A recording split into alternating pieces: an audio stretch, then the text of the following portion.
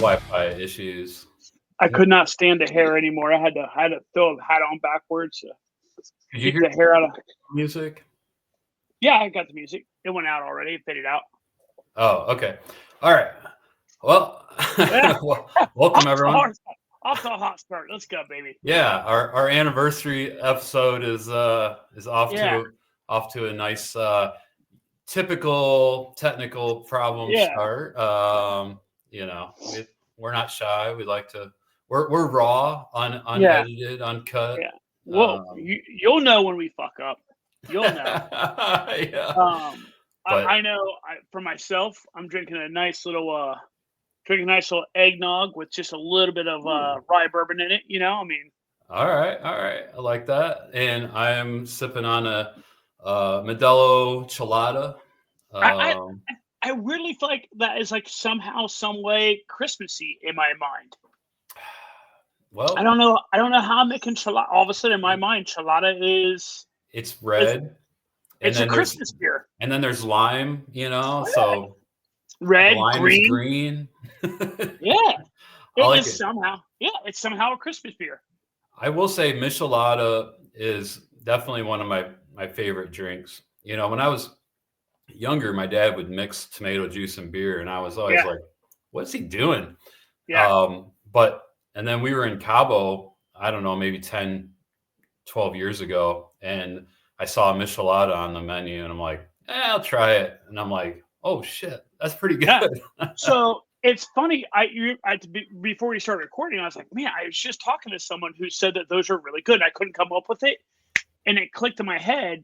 Scott Wolf and I were at a Blue Jackets game, and one of the places you can buy beer is basically like a giant walk-in cooler kind of area, kind of sort of, but they had Micheladas, and he was like, I can't, and he was like, someone was just telling me how good those are, and we were both like, maybe we should get them, and we ended up not getting them. We were drinking Coors Banquet that night, but I mean the banquet, a banquet. So nice. But yeah, I need to try one of those, I guess. So yeah, no, I mean, if you like tomato juice and you like beer, it's pretty good.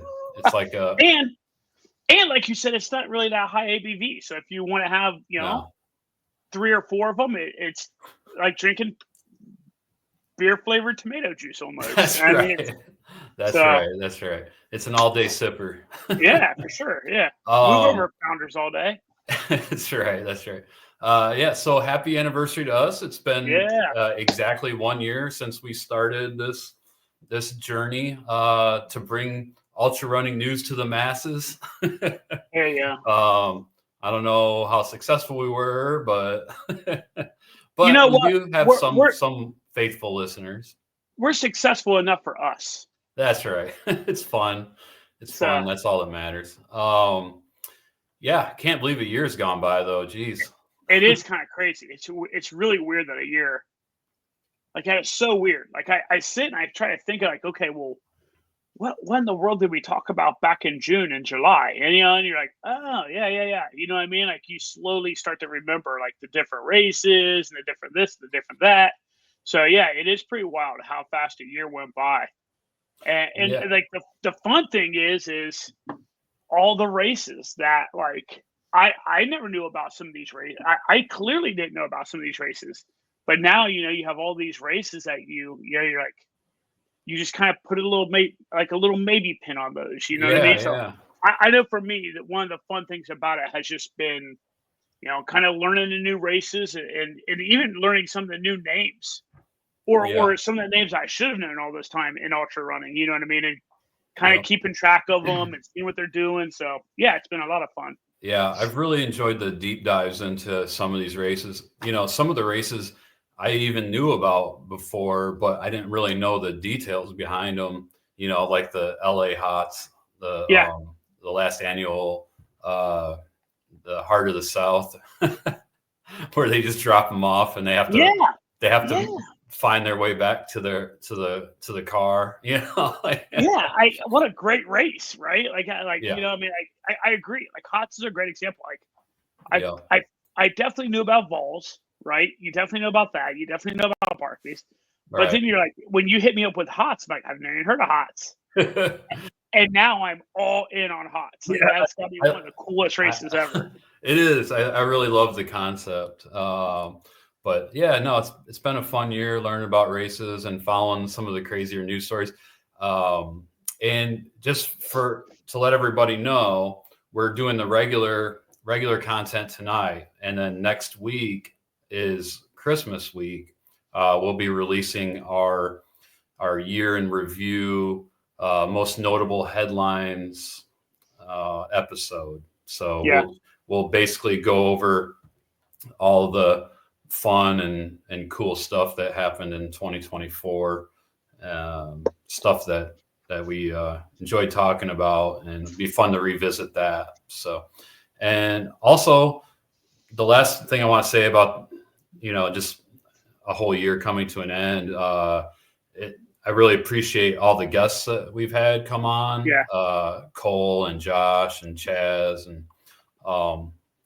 and people that popped in during the live stream, Ron and Ram.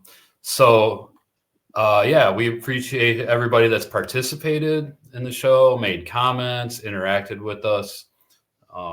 It's been fun. We're still on the mission to create a larger community with more interaction, and I feel like we're just scratching the surface. So yeah. On the note of wanting to still grow and still evolve, I think one of the things I'd love to hear from some of our listeners is all right, you've listened to us for this year, right? I would love like some feedback in the messages, right? Like just hit us up in the different DMs or hit us up however. And like, hey, here's what we really like. Hey, here's what I'd also really like if you guys changed, and give us some candid feedback about what you like, what you don't like. Maybe like, hey, I'd rearrange it this way, or hey, if you guys could put this kind of content in, or lose this kind of content, or any kind of feedback. Because at the end of the day, like Freddie said, love the core group that we have. Would also very much enjoy growing that core group into a bigger group. So if over the year you've kind of heard things, you're like, oh, you know what, this would be a little bit better to do it this way, that way, we would be wildly open to hearing that feedback. Yeah, that's a great point. Thanks for bringing that up. We would love to hear any constructive criticism or what you do like. It would really help us out. We've often talked about, maybe we should do the news first and the race results second, or maybe like reduce the amount of announcement of the winners, or we've talked about a lot of different stuff. So your feedback would be helpful in formulating any future plans for the show. So, all right. Well, on the note of, as I say, do a great segue. On the note of interesting stuff, and here we go. Yeah. So, and I think since we're 1 year in, I think we actually talked about this race on one of our first episodes that we did, and that's the Hellgate 50K. And Hellgate is a race put on by ultrarunning legend David Horton. He's down in Virginia. He's known to be kind of a hardcore ultra runner, very accomplished. I believe he has a Barkley finish too, David Horton. So he puts on this race every year, Hellgate 100K. It's actually more than 100K. It's 66.6 miles. So it appropriately fits the theme of the race, and I believe Hellgate is like a horse trail, or it's Hellgate parking or something. That's why it's called that. But I think the 66.6 miles was intentional. Yeah. Go ahead. It's in and around the same area like Hellbender is too, right? Like it's out there in the Blue Ridges, out around that kind of village. Yeah, it isn't in exactly. but It's in the Blue Ridge Mountains. Yeah, and so like I mean, whether it's Hellgate or Hellbender, if you're out there in the Blue Ridge, it is going to be that's going to be a full day's worth of work out there in those mountains. Well, and the funny thing about this race is that it starts at midnight, right? Yeah, it's a full night. It's a full night worth of work. Yeah, it starts at midnight. I don't know what the cutoff is. I think it's 18 hours, but there was some finishers in there that were like 27, 28 hours. But I think days. I don't know if he gives longer for certain age groups or something. Yeah. But I believe the overall cutoff is 18 hours. But yeah, it's a midnight start, which to me, or 12:01 a.m. start, which to me sounds brutal. I've done a 6 p.m. start. I couldn't imagine doing a midnight start. I don't know. And then Aaron Slabach took the win in 10 hours and 43 minutes. So but I guess you do get some time in the morning to see some views when the light comes out. Yeah. Well, I mean, shit. I mean, if you get that, I mean, you got all day to see the views once the day. You know what I mean? That is a full day's work. It sure is. It sure is. Yeah. So then Barrett Stanton took second in 11 hours and 20 minutes. First place Masters was Christopher Brand, and he came in third place in 11:28. And for the women's side, Rachel Corrigan came away with the win, 12 hours and 22 minutes. Justina Wilson second, 12:28, and Nora Jodry third, 12:40. Now, also, I think I read this before, but I don't know for sure. But I do know that David Horton has a college class on ultra running. Like he at a local college, he teaches a ultra running class, and I think as part of the class, they have to run an ultra at the end of the class. And I don't know for sure, but I think maybe it is the Hellgate 100K. It would make sense, right? It would be at the end of a semester. Dude, could you imagine if how dope would it be if it was okay, like the quizzes along the way, you get this, you get that, and like you slowly do grades. But then Horton is like, all right, here's the coup de grace. I don't care how bad your grades have been all year long. You get this finish at this race, I'll give you an A+. Like, how dope would that be? All right, you know what I mean? Like, yeah. Or if you had like some sort of mathematic thing where like, okay, for every minute you are below this time, I'll add this many percentage points to your overall grade or whatever it may be. That would be amazing. Yeah. Super cool. And who better to learn from one of the toughest ultra runners out there. But yeah, that would be cool if your grade was dependent upon the finish. That'd be super cool. I wish I could find, like you brought up an interesting thing. I wish I could find very much in his style. This is a very minimalist website that it has, and I cannot find anything on here about like, I think it's at Liberty University, I believe. Oh, really? So that's saying close to where he's at then. Well, where's Liberty? I don't know.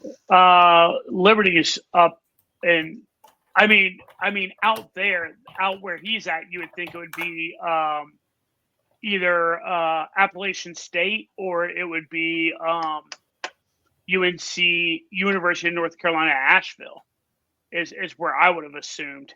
Okay. Looks like looks like it's near Lynchburg. Liberty, yeah.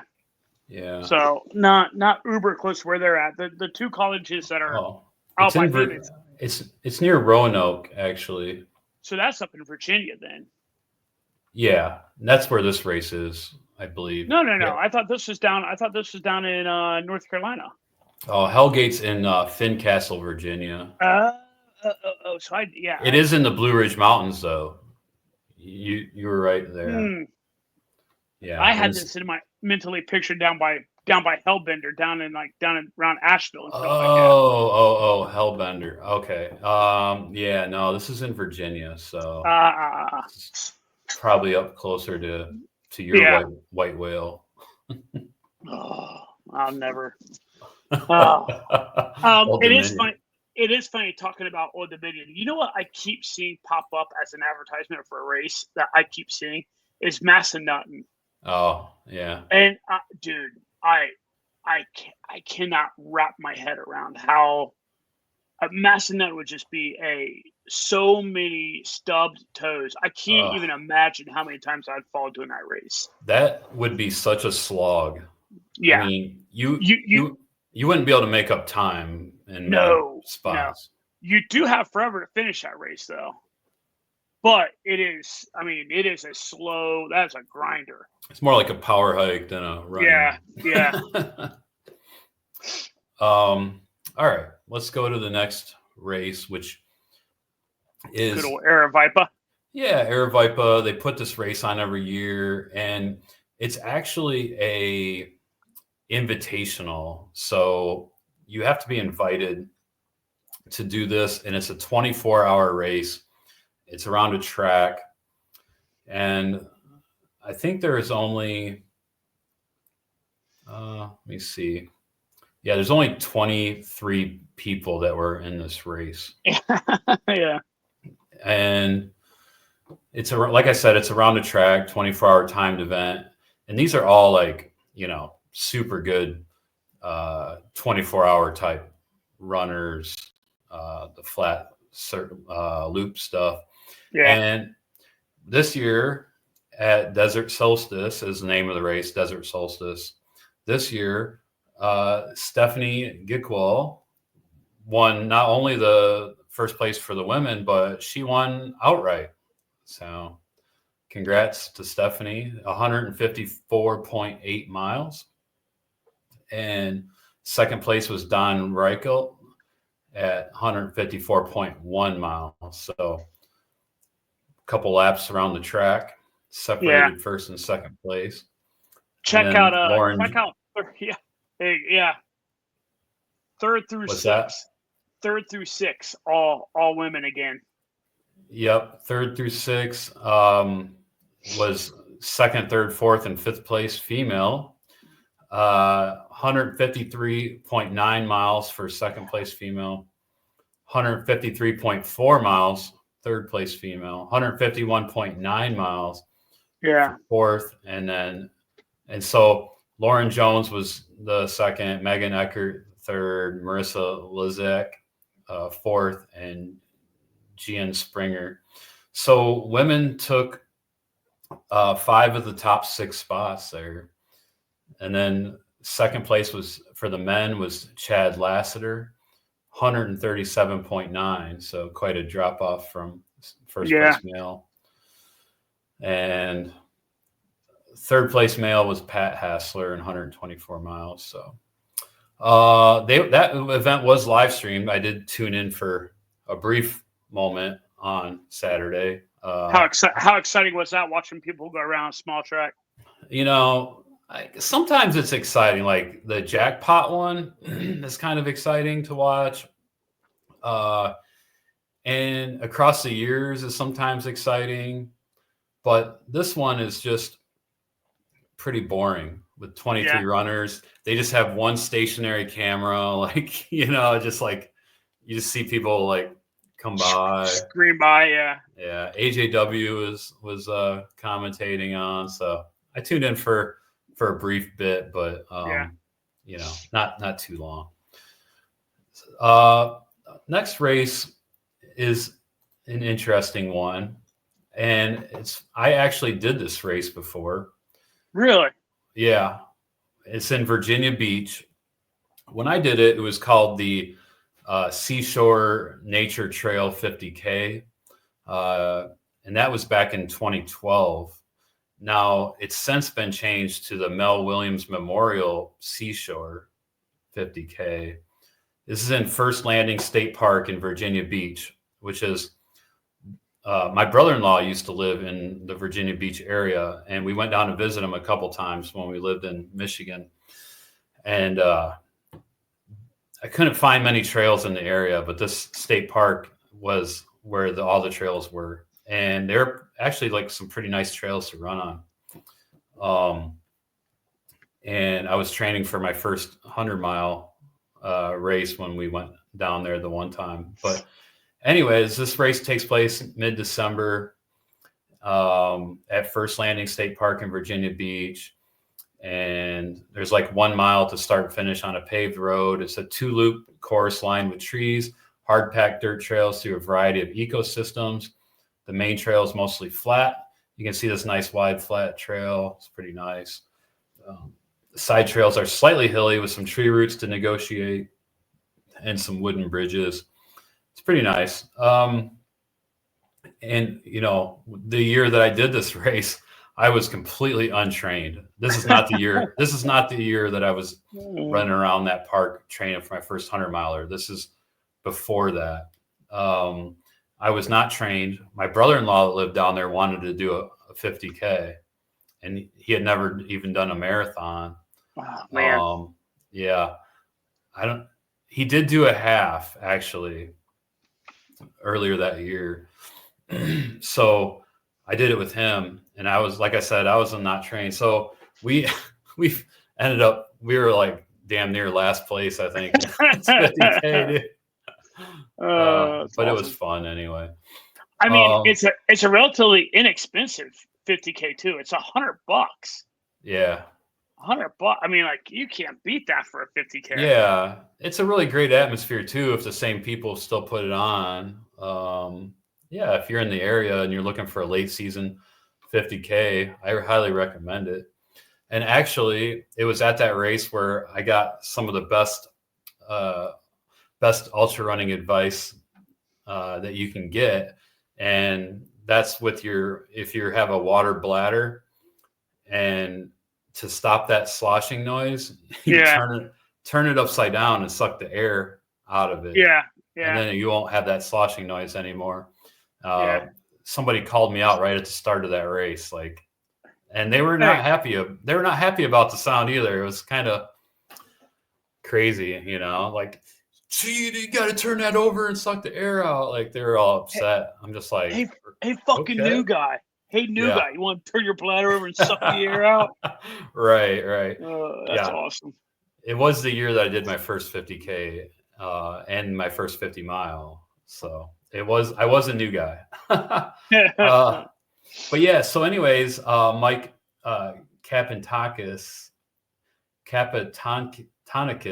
got first in 3 hours and 39 minutes, and second place in her first event after setting the overall FKT on the Appalachian Trail is Tara Dower. That is super cool that she's just down there like, you know what I'm going to do? They drop in and run this over 50K. Yeah, and I think she lives somewhere in that area. Yeah. So she got first place female, second overall in 3 hours and 45 minutes. So seems like she's pretty recovered from the Appalachian Trail FKT. Right? She absolutely smoked this 50K. Maybe she had a little momentum boost from her recent record-breaking deal signing with Ultra, the shoe company. All right, you're feeling a little extra pep in his step. Yeah, right. Paul Messerly got second, male, third overall, 3 hours and 49. Stephen Keller, 3:50, third male. Second female, Justine Coxall, 4:17. And third female was Kat Sellers, 4:41. Dude, you know who's must be an effing legend down around that neck of the woods? Is that Mike Kapanekis or whatever his name is. Yeah. Let's see. Dude, all right. So, like, listen, I am messing around. I am all the way back to 2019. No, I'm all the way back to 2017. And this dude has essentially podiumed or been in podium contention every single year all the way back. Dude, he owns this race. I'm telling you, like this dude just like every year he's like, you know what I'm going to do? Dominate fucking Seashore 50K. Like every looks like the early days. Looks like he definitely improved. Like he's gotten a lot. And so what's funny is he's gotten a lot. As soon as he hit 30, and all of a sudden he started getting a little bit faster. Ooh. Because I'm looking at. Wonder what's going on there. Yeah, a little TRT, you know, a little HGH. A little HGH. But like I weirdly want to meet this dude. Yeah. Like, I mean, listen. I also understand Tara is probably surely recovering from. I mean, like she's outrunning a 50K, but like I guarantee that she probably didn't lay the hammer. So but I mean, for Mike to beat her, right? Yeah. Like this dude's kind of interesting. Like he is just much respect for being environmentally conscious. It's like he only does races in Virginia. He did JFK 50, which is in Maryland. But other than that, like every single race he's done since 2016 has been in Virginia. He just rolls around Virginia just dominating shit. Yeah. He did JFK 50 a couple of years, but the rest is Virginia. Yeah, this dude's kind of interesting. That he is. So we had talked maybe a month ago about the fundraiser that was coming up for some of the victims of Hurricane Helene, and this was the Old Fort Strong Endurance Festival. And who is it? Sally McRae and Anton Kupichka. Yeah. Was it Sally McRae? Sally McRae and Anton Kupichka were going to be there. It's a 3.5-mile loop for the runners and an 8-mile loop for mountain bikers. And this took place on December 7th, and it was sold out. And sounds like it was quite a hit. And I think they still are taking donations as well, but they ended up, so Old Fort is a small town of 800 people that sits an hour or a half-hour drive east of Asheville. Many of the town residents lost their homes, and payouts from FEMA max out at $42,500, and many didn't have flood insurance. Federal state disaster funds aren't enough to cover the recovery. So when this event took place, the community really stepped in. They sold out all 425 spots in just 2 days to raise money. Other money, came through donations from the Run Sign Up campaign. Other money came from raffles. And as of this I Run Far article was published on December 13th, they had raised over $960,000 towards their goal of 2 million. So pretty awesome for the endurance community alone to raise that much. And they gave an example. They gave an example of one lady that they helped out. Let's see here. Is Old Fort the city that was like basically like completely? It's basically completely like remapped. Like it doesn't even like the river that was running next to it is on a completely different course now. Is that the one where like everything is on? Like I'm not sure, but it's very possible. That area was hit really hard. Yeah.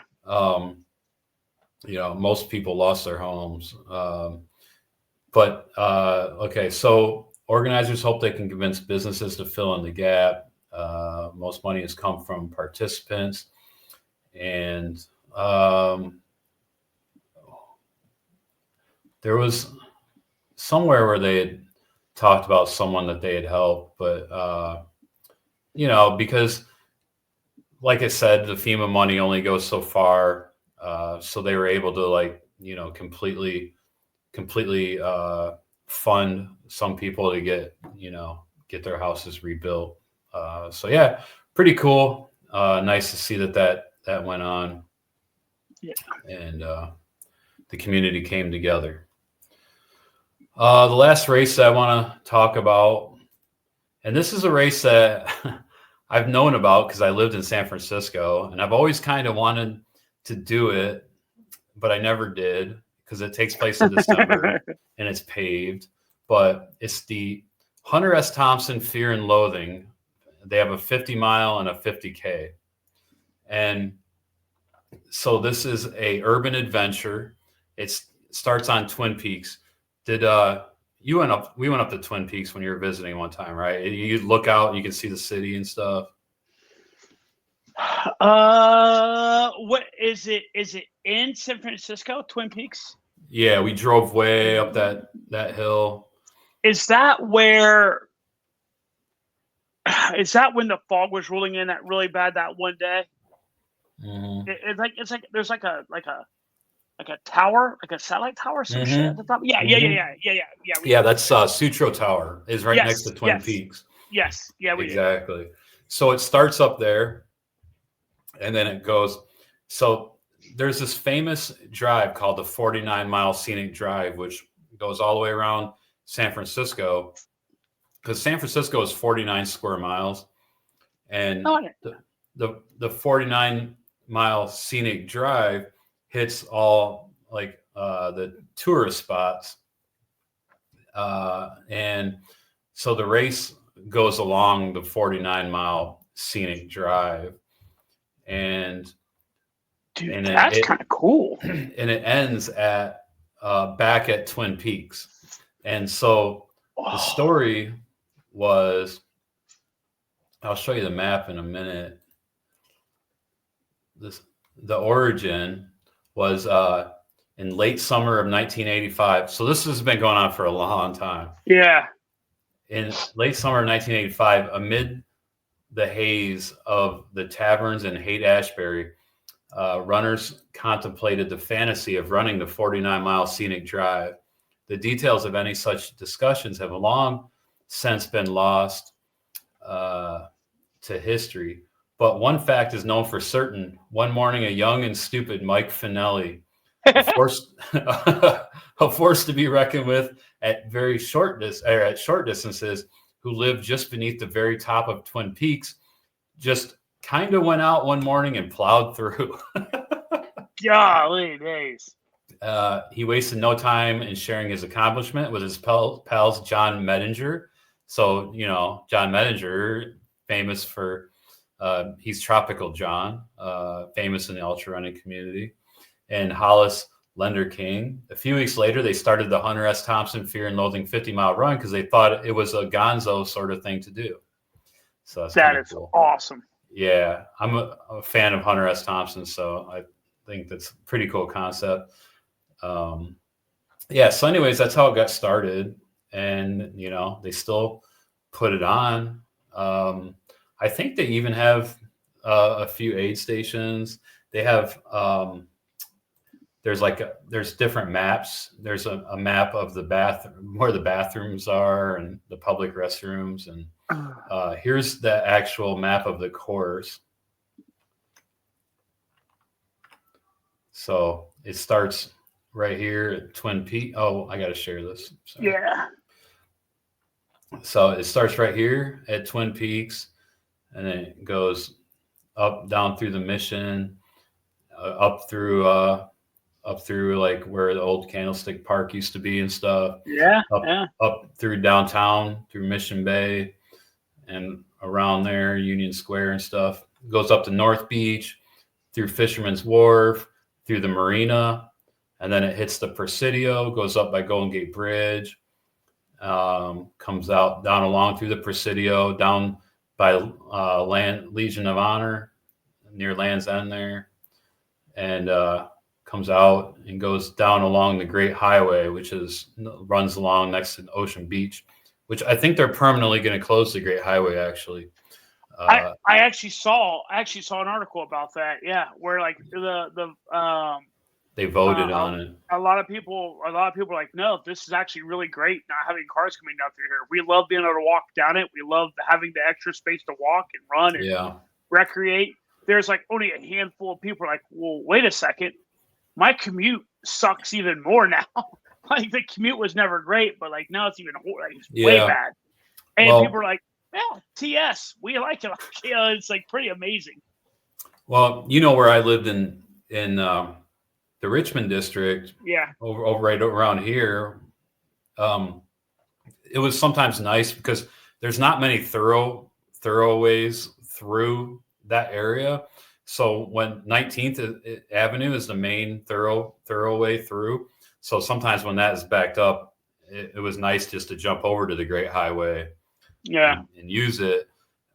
There is a walking or running and bike. I don't know. No, there's a walking and running path up next to it as it is, but it's pretty crowded, so I can understand that.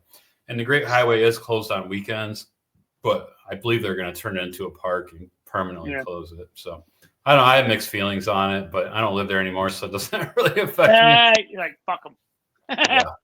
Yeah. Not my problem. But yeah, so it goes along the Great Highway there, and it goes down around Lake Merced, which is where that TPC Harding, the PGA golf course is. It's actually a private, or it's a public. It's a public course. It's pretty rare that a PGA championship can take place on a public course, but it did there in 2020. Anyways, it comes and then it goes up to Golden Gate Park, around through there, and then back around to Twin Peaks for 50 miles. So that would be an interesting run to run. That'd be really interesting. What's crazy is you can tell, like, I get the sneaking suspicion that it's, I mean, like the winning times of it, like this year's winning time was 7 hours and 2 minutes. Yeah. You know what I mean? Like, yeah, it's not exactly, I don't know. It's fast, but I mean, like, I'm trying to wrap my head around like the traffic aspect of it too, running through the city. You know what I mean? Like, it's not like you're on road. You know what I mean? You're on road and sidewalk. Like, it's, I guess 7 hours, 2 minutes is pretty impressive for that. Yeah, I think it is. Yeah, and you have 3,600 feet of climbing too. So it's, I mean, relatively speaking, it's pretty low for a 50 mile, but there is only 3,600 feet. That's it. Yeah. Yeah.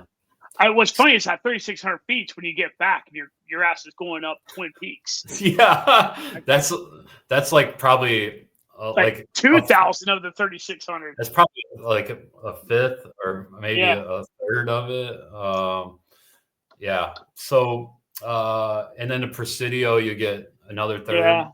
But Eduardo Morales was first, 7 hours and 2 minutes, and Angus Parton second, 8 hours 1 minute. Danny Chui, 8 hours 24 for third. Bob Hearn, that's a pretty familiar name. I think he's kind of famous around the ultra running circles in the Bay Area. Got fourth, 9 hours and 25 minutes. Stephanie Bernowski was first place female and tied for fourth in 9 hours and 25 minutes. Rebecca Metrick. Oh, I don't know that. They put Rebecca in the male category, so I'm not sure. With that, but Amy Maurer was second in 10 hours and 42, and that's it. So I mean, only 16 people ran it. 16 people, finished the 50 mile. Yeah, it's a small group. I mean, I think everybody fits in one picture. I'd say the picture that's on the Ultra Runner or on the Ultra Running magazine. I literally think that's him. I think, you know what I mean? Like, I don't think there's a whole lot left to the imagination. Right.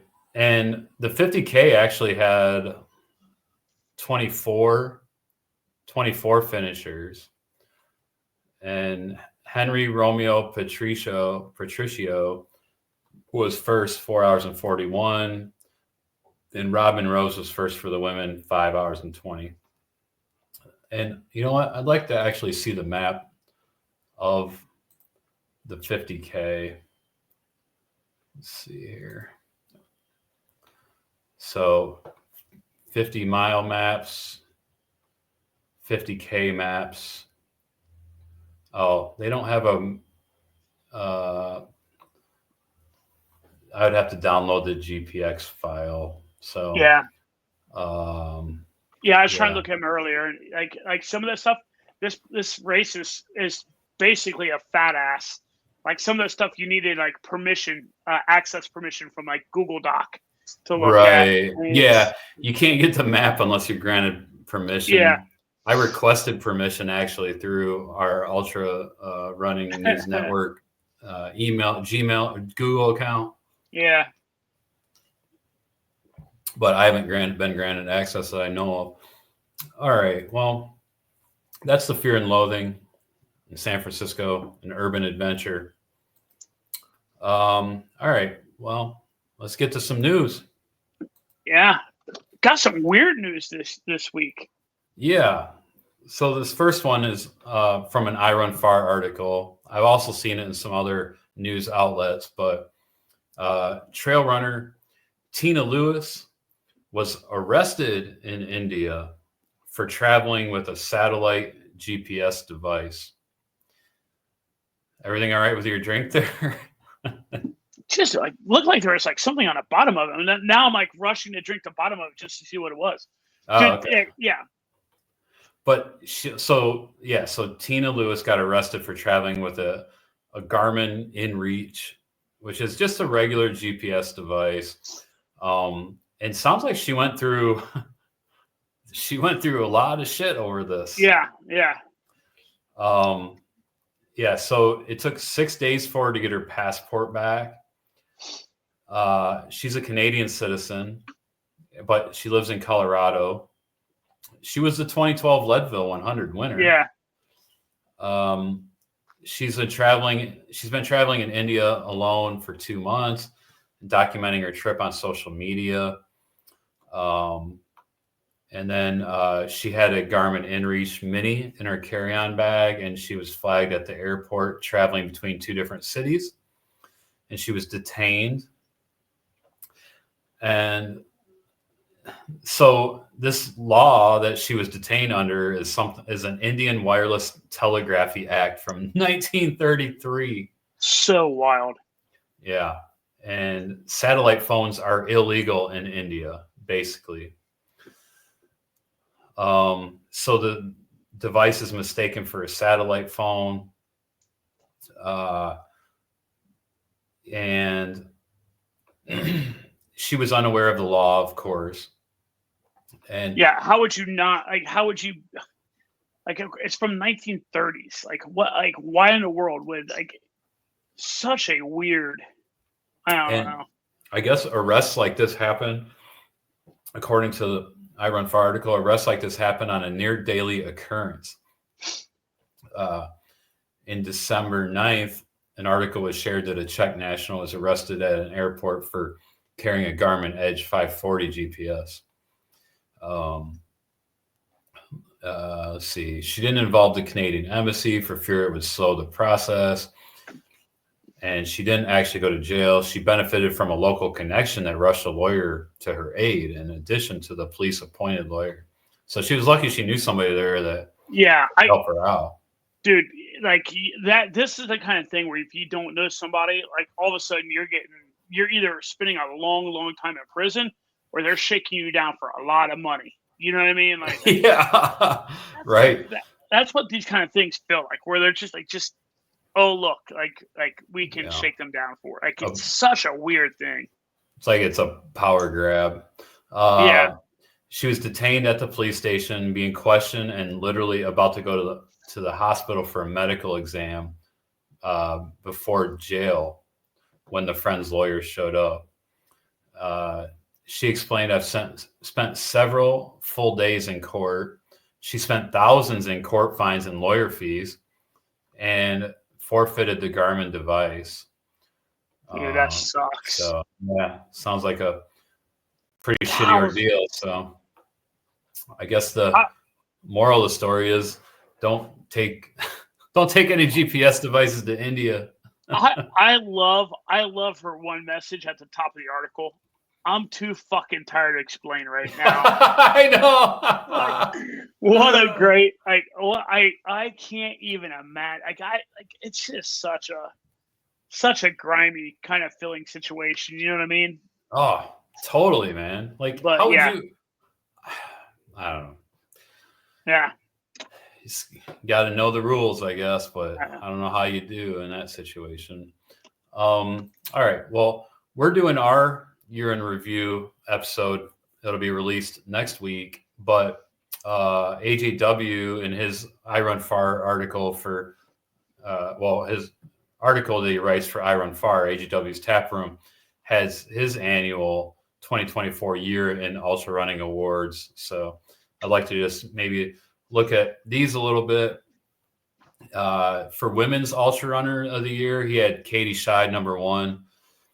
Now, and I heard him on the podcast talking about this, how, any other year he would have Courtney there, but Katie, of course, won AJW's beloved Western States.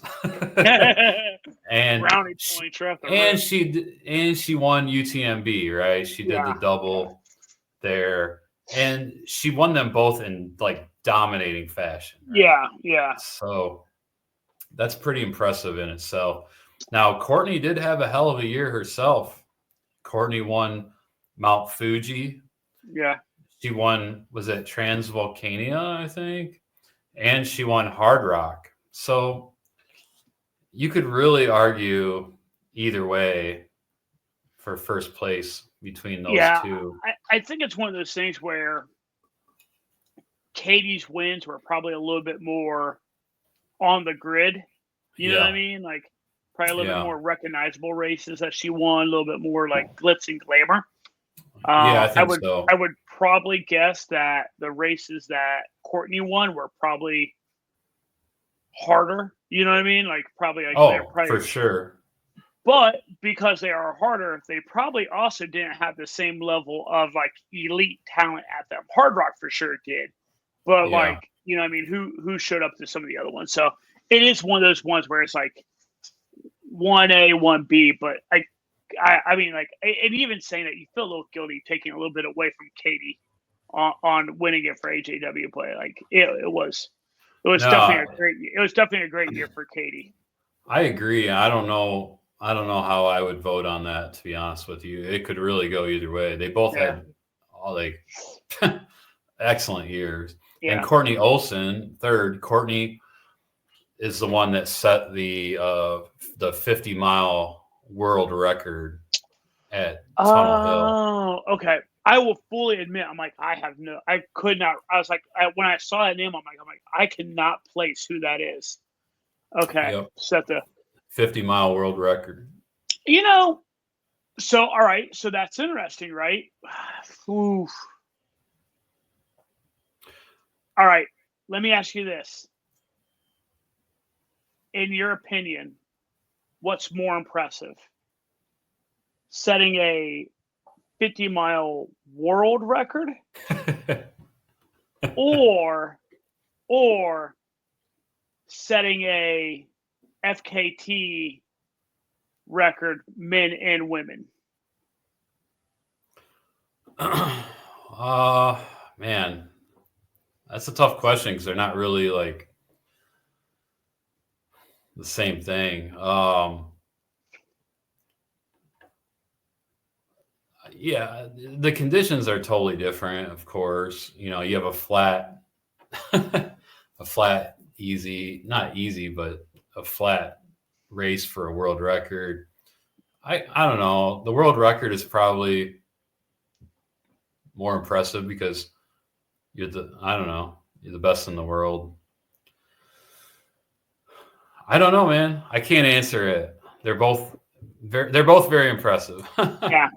In my mind, depends on the FKT, I guess. well, it was AT.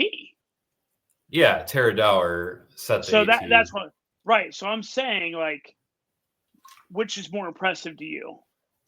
Courtney Me Olsen. personally, the Appalachian Trail FKT. Yeah. And so, because like, of the effort required. Yeah. She had to put out like 60 miles a day for 39 days. And, you know, Courtney just had to run one 50-mile race. So straight, like literally, it's like my ultimate, like, right, like, again, you feel wild as hell saying this. Courtney Olsen took third on this because, for no other reason that I know of, she got that third place nod because she set that 50-mile world record, right?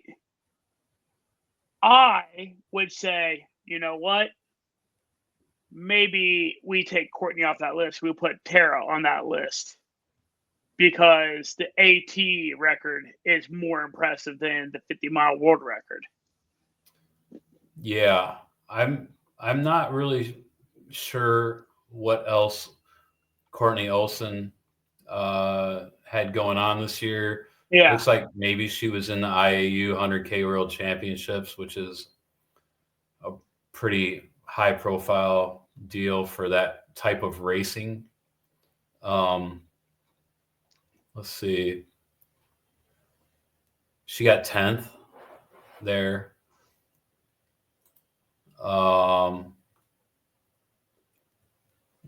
Comrades. Let's see if she placed at Comrades. She got third at Comrades, which is a huge deal. Yeah. Yeah. No, I see your point, though, for sure. Tara won Umstead outright. Yeah.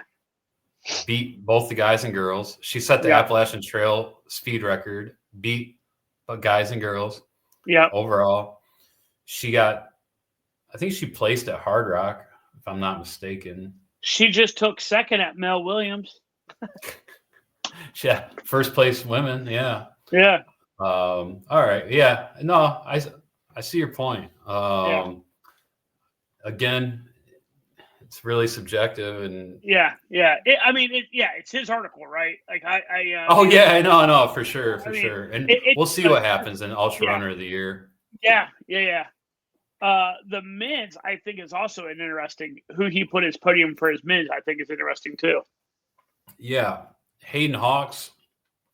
Hayden had a hell of a year.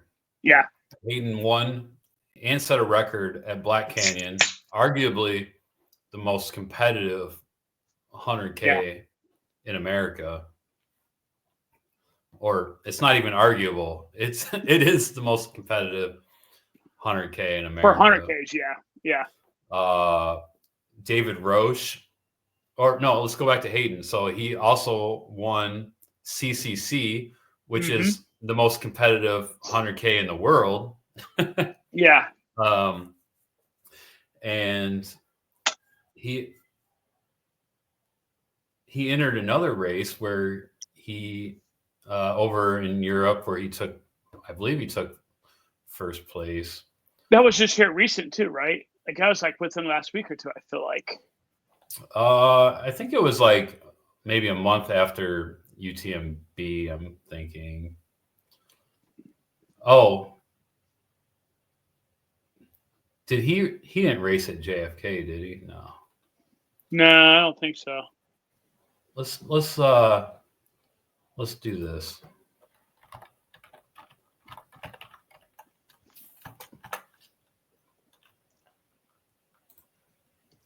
Going to Ultra Sign Up. Yeah. Doing participants. Do Hayden Hawks. Oops, there he is. Okay, so Western States. He had a sprint finish. He almost caught Rod Farvard on the track for second place, but he ended up third place. Third place at Western States with a 14-hour and 24-second finish. It's crazy. Yeah. Yeah. So Western States, Black Canyon, and CCC at UTMB. So it's a pretty strong year. I think I might know where you're going with this, though, because David Roche ran his first 100-mile race of his life at Leadville. Not only did he win, he set a long-standing course record. Mm-hmm. And then he gets into one of the most competitive 100-mile races in the U.S., which is Javelina Jundred, and that's his second 100-miler. Not only does he win that one, he sets the course record. So he's 2 for 2 on course records and wins at the 100-mile distance. That's pretty impressive. I will say the other reason I like Hayden to slightly nudge him out and take first on the list is because Hayden is, well, he's not a young pup, right? And he's coming off injury over the last couple of years. He is. So like, if for me, that's like even more like, all right, dude, like this is like a returning kind of thing. Like this is a bounce thing. And so like, but I love Hayden and David being on that list. Like I think those are two of like the, like no-brainer ones where you're like, well, that was easy math. You know what I mean? Like that was like. Yeah, I agree. And even though Walmsley won Western States, I don't think he did too many other races. Yeah, he's been pretty chill. David Sinclair was the other one on there, and I'm not too familiar with his resume, but looking at ultrasignup, he got first at JFK 50-miler. He got first at Vulcan's Fury Trail half marathon, which that's not even an ultra. Broken Sky Race 46K, he got first. 12th at the Vertical K. Silver State 50K, he got second. And that's it. So that's an interesting one, right? Like, is that like? I mean, was it that down of a year for guys? It must be, and I think he's only doing American guys because, So is he not calling Walmsley American? No, he is. I was thinking like Ludo. Yeah. Ludo set a course record at Hard Rock. He got 5th at UTMB, I think. Let's see what Walmsley did. Jim Walmsley. Old Jim Walmsley. So I don't know. Stampede Trail Run, 10-mile Durango, some unofficial time. That's not even an ultra. Vertical K, he got second at the Vertical K at Broken Arrow, but that's not even an ultra. And he got first place at Western States, so that's all he did. Yeah, it's not a lot. It's just weird. It's just interesting. The other thing that's kind of interesting is Sinclair, when we were looking at his results for this year, if you notice, he did not do nada, zip, zero, zilch in 23 and only did some stuff in 22. Like he had like an entire year of like nothingness. Like quite literally not a single race. Yeah, maybe he was hurt. But yeah, so that's his runners of the year. For performance of the year, for the women, he's got Katie Scheide's win at Western States, number 1. Courtney's course record at Hard Rock, 2. And Katie Scheide's course record at UTMB, 3. Oh, so Scheide did set the course record at UTMB. So that boosts that boosts her status. Yeah. That definitely boosts her. But all right, so here's my thing. Like this is my thing right here, right? So I mean, I don't. What's more important, a course record at Hard Rock or a course record at UTMB? I don't know. They're similar. Ooh, they're very similar. But Scheid has 2 course records. No, I'm sorry. Has so they're tied on course records, and then Scheid has the win, I guess, an additional win. I guess is how you give her the nod. What I find interesting is the men's performance of the years, and I find it interesting that Hayden Hawks won, or quote unquote won, but got the top man ultra runner of the year, right? Mm-hmm. But none of his performances was top 3 on AJW's list. Yeah. You know what performance was? Walmsley's win at Western States, which was the second fastest time ever at Western States. And so it's interesting. You know what I mean? It's just it's kind of interesting. David Roche's Leadville record, long-standing Leadville record. Definitely, like that was 100% the top event of the year for sure. That was, how long was it? 19-year record or something? I think we look back. Yeah, we had some help from Ultra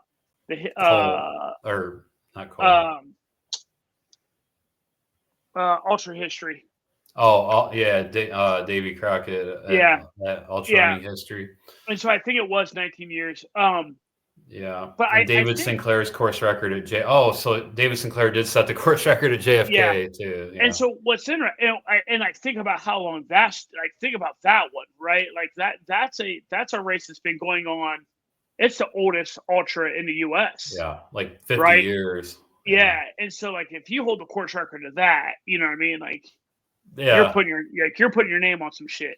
Here's what I think when you look at the performances of the year and you look at who got runners of the year. I think what it also speaks to a lot is like one-offs isn't enough to get you the runner of the year, right? Right. Yep. It's a full body of work. The resume. And so like Walmsley's win at Western States wasn't enough. There's just like we looked at there's just not enough body of work in 2024. So that being said, the one that I then look back on, I'm like, well, wait a second, is maybe I don't know, man. It just for whatever reason, it's just kind of it's just rubbing me wrong that Tara got snubbed for Courtney Olsen. Snubbed is very strong word. Like I like, how are we? I don't know. Maybe because it's an FKT, he doesn't look at it. I think it's the third place at Comrades that put Courtney over. But I don't know. We'll see. We'll see when the Ultrarunning Ultra Runners of the Year. That's more. That's like a ton of people voting. I wish they would let us vote on that. I mean, we're part of the media. Yeah, just get your shit together. Rookies of the Year. Mary Denholm for the women, Eli Hemming for the men. We can skip past that. Women's Surprise of the Year, Tara Dower, overall supported Appalachian Trail FKT. Men's Surprise of the Year, Rod Farvard, second place at 2024 Western States. First person to ever really challenge Jim at Western States. He had Jim, he had him on his heels. It was pretty exciting to watch on the live stream. I'll say that. Women's FKT of the Year, Tara Dower. Men's FKT of the Year, Nick Fowler's overall, and men's supported Arizona Trail FKT. That's tough, man. There was a lot of FKTs set this year. Look at the Colorado Trail, dude. Kyle Curtin, Bronco Billy. Yeah. There was a lot of FKTs that went down. Best trail running film, Like a Lead Balloon by Billy Yang, which we actually talked about. We did a review on one of our episodes. I don't know if you remember. Mm-hmm. It's about Leadville. Most inspirational person of the year, Will Barkin. Will is the blind runner at Western States who finished 30 seconds after cut off. Son of a bitch. Oh, dude. Oh, it's heartbreaking, dude. That's like just a good gust of wind push you down the hill. It's all that is. That's Dude, hard. that's one piss, man. That's one piss. Yeah. It's amazing. I gotta stop. I got 3 miles left, but I gotta take a piss because everybody told me to hydrate. Dude, that's like you just pissed on your leg, right? Like you just pissed on your leg.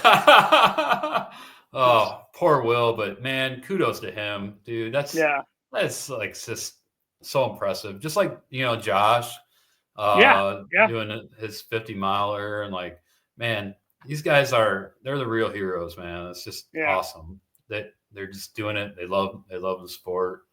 It's great to see. Okay, well, that's it for AJW. How long have we been going? I have something. 105. We got 105. We can maybe throw out one more thing and then wrap it up. Yeah. Well, yeah. Okay. We just have one thing left, and I do want to get to this because it's kind of like what our show started on, and it helped us gain some listeners as well. And one of our OGs came out of this. That's right.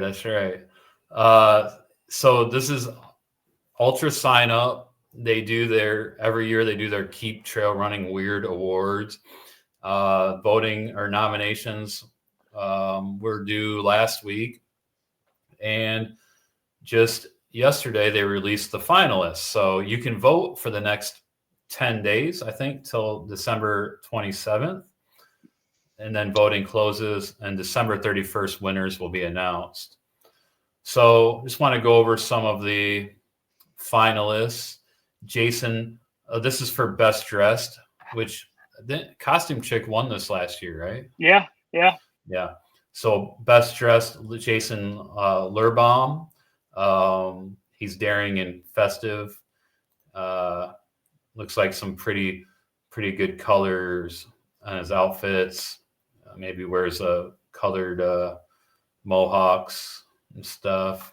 I don't know if I can zoom in. You can't really blow these pictures. Can't really, yeah. There's a little bit of zooming in, but yeah, it's kind of like a colorful punk rock theme going on, perhaps. Some skulls on the shirts. Pretty cool. Jade Tully. Jade Tully is a Waldo runner. Dresses up like Waldo. Pretty cool. Tony Mendez looks like he wears a crop top no matter what the season. The latest antic was representing the team Belly Bandits at Shikori 40 Relay. It was 19 degrees, and he ran in his classic crop top with his dress pants and Umstead 100 buckle. Okay, that's impressive. Patty Scott, always showing up. Her outfits are on point and her manicure matching. So looks like she's dressed up, I don't know, maybe like an elf or a fairy. I don't know. It's just a colorful outfit. Paula Goulet Adams, always dressed with multiple costume changes during an ultra. So she changes costumes during an ultra. Costume chick, you gotta costume chick. Charlotte, you got to up your game. She's coming after your neck, Charlotte. She's coming after your neck. She's coming at you. Okay, best pacer, Dean Daubertine. Supported his friend through the Triple Crown of 200s. He logged 304.5 miles on foot as a pacer. That's awesome. Drove hundreds of miles across the Cascades. That crewing for a 200, I can't imagine is easy. You will hear in a little while. But crewing and pacing a 200, especially if you're by yourself, that's something. That's remarkable. Yeah. Scott Perry always shows up for everyone in the community. He's a masochist when he runs, but when he's your pacer, he channels relief into your soul. Mark Raviglia. Okay, so this is a 16-year-old, and he paced his father, stepped in and paced his father. And one funny part about this was, I thought I read that, that he was at a race. Maybe this is later, but yeah, I think it's just somebody else maybe that I was thinking of. But yeah, so Mark Ragaviglia is a 16-year-old that paced his dad. Lisa Laird. Lisa's the best pacer in both races and daily runs because she's always amped. Tells how fun and easy running is. Brings candy. Reminds me to take a naked butt pic, even if it means missing a cutoff time. What? That's so. Always willing to discuss poop, sex, and what's for dinner. Yeah, those conversations go pretty well together, I guess. I guess. Braden Burris. That's a long one. I've already skimmed a lot of these. That thing is forever effing long. This is what I was going to talk about. So, good God, he's talking about running an ultra. He's running an Ironman, or did an Ironman, and you can't have pacers, but whoever it is that was pacing this guy, well, it would be Braden Burris. He ran through the crowds right here. Ironman does not allow a lot of things at their races. Pacers is one of those things. Braden was not allowed on the run course. For more than 14 miles, he walked, shuffled, jogged, and ran along the side of the course, weaving through spectators, aid stations, flower beds, parking lots, trash cans, intersections, ditches, vehicles, and countless other obstacles. It was filled with as many hazards and uneven terrain as any trail I've ever been on. You just outed yourself, dude. I don't think that's a flex that you think it is. Right? Like, I don't think that's a flex that you think. That ranks up there with, like, the dipshit that had people riding electric bikes in the New York City Marathon. Matt Choi. Like that, yeah, that's not the flex that you think it is. Like, what are we doing? You're bragging about being a shithead. Yeah. Like, what are we doing? I agree. I agree. Maybe grumpy old man energy coming out of me. No, I get it. Best race day fail. This chick, Shayna Milstein, was about to move. So she was running her last race in New England when she got the super bloody nose. Had to walk a half mile to the aid station, holding dead leaves to the nose to try to stop the gushing. Took forever to stop. Once it stopped, she got going again and rolled her ankle twice and decided to stop after one lap. Erica Garner, her race, one that started at one race and ended at another. She was night running the night marathon at Paris in September, and in the heat was having stomach issues. Seeing the headlights ahead from other runners, she ran off the trail and, having no supplies, found a nice soft leaf to take care of business. Of course, that was poison ivy. The poison ivy was still oozing and painful when she attempted Arkansas Traveler, leading to her first DNF. Yeah. Public service announcement: do not wipe your ass with poison ivy, folks. I by the way, I already have my winner for this one. We haven't quite got to her yet. I'll go ahead and ruin the surprise. It's a her. So Jack Scar is next. During the Cottonwood Countdown Nelson Backyard Ultra in British Columbia, he was looking strong. Around Loop 4, needed a bathroom break for next lap, so off to the outhouse. His phone was tucked in the back of his shorts. Unfortunately, fell out down the hole. Tried to retrieve it without luck. Then returned to the race and did the next loop, running quicker than he intended to get extra time to try to fish the phone out. No luck on next attempt. The outhouse was still in use. There were extra deposits now on top of the phone. Oh, God. One more fast lap, and then back again with a homemade stick and net, and he managed to get his phone back. You know what? Dude. I don't think I'm going to use that phone again. Oh, my God. This one, it just, I mean, the one we're getting ready to look at has a fucking dope ass photo attached to it. So Like, Heather Westberg, mile 14 of Pinhoti, 100 this year. Narrow trail gave way, sending her down the mountain and breaking 2 bones in her leg. They had to carry her off the mountain in a bag. So dude. the picture is basically a rescue crew holding what is kind of like it's like a stretcher, but it's a bag. It looks like a fucking body bag. It does look like a body bag, dude. I mean, I will say, she says it broke 2 bones in her leg. Yeah. I want to know what 2 bones, right? Like the femur and the tibia, or like right. Are we talking like the 2 in the shin? Because is one of the 2 of the femur? Because if it is, like, we're stepping it up. Or like, I want to know the 2 bones. yeah. Like, regardless, you break 2 bones in your leg falling down a mountain. I don't know how, and you had to get like body bagged off a mountain. Bring out the body bag, dude. Bring out the dead. Damn. Sam Haley is last for this one. Sam signed up for his first marathon ever as a new runner earlier this year. Not just any race, decided to go big with Machete Madness 50 miler, which is 11,500 feet of gain and is mostly run at night. He was pacing better than anticipated, but was derailed at the 40-mile mark. He took a nasty fall, injuring his ankle pretty badly. He had to slide down the mountain and limp 3 miles to officially tap out at mile 43. Though he fell short of 50 miles, he's well deserving of the best race day fail for his smashing 43-mile debut on such an extreme course.